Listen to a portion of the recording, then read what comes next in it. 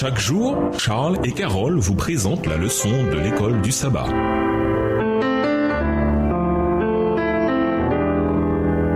Bienvenue dans votre émission. Dieu nous parle. Nous voilà à la leçon de lundi, le témoignage de Marie. 6 jours avant la Pâque, Jésus vint rendre visite à Marie, Marthe et leur frère Lazare, que Jésus avait ramené à la vie. Simon, qui avait été guéri de la lèpre, organisait une fête pour remercier Jésus de ce qu'il avait fait pour lui. Marthe servait et Lazare était assis à la table des invités. Jean 12, les versets 1 à 8. Que signifie ce que fait Marie ici? En quoi était ce témoignage de qui était vraiment Jésus? Lisons Jean 12, les versets 1 à 3. Jean 12, les versets 1 à 3. 6 jours avant la Pâque, Jésus arriva à Béthanie où était Lazare, qu'il avait ressuscité des morts. Là, on lui fit un souper. Marthe servait et Lazare était un de ceux qui se trouvaient à table avec lui. Marie, ayant pris 1 livre d'un parfum de nard pur de grand prix, roignit les pieds de Jésus et elle lui essuya les pieds avec ses cheveux. Et la maison fut remplie de l'odeur du parfum. Le parfum était très coûteux, d'une valeur d'une année de salaire d'un ouvrier moyen. Marie avait probablement apporté ce cadeau car elle était reconnaissante au Sauveur pour le pardon de ses péchés et pour la résurrection de son frère. Elle avait préparé pour s'en servir un jour lors de la sépulture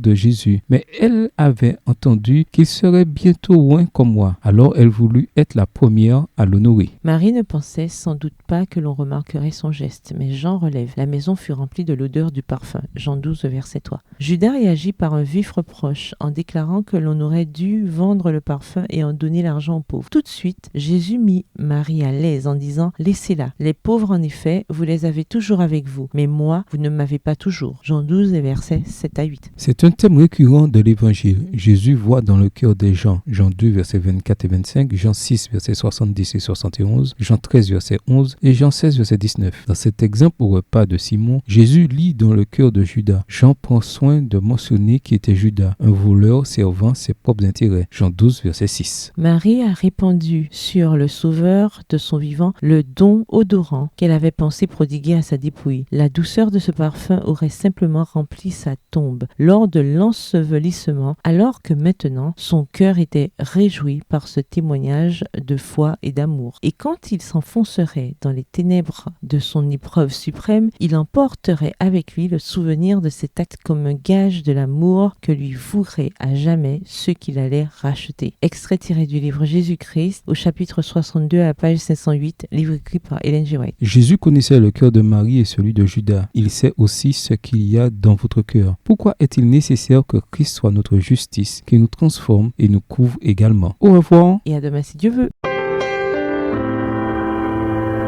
Dieu nous parle. Chaque jour, Charles et Carole vous présentent la leçon de l'école du sabbat.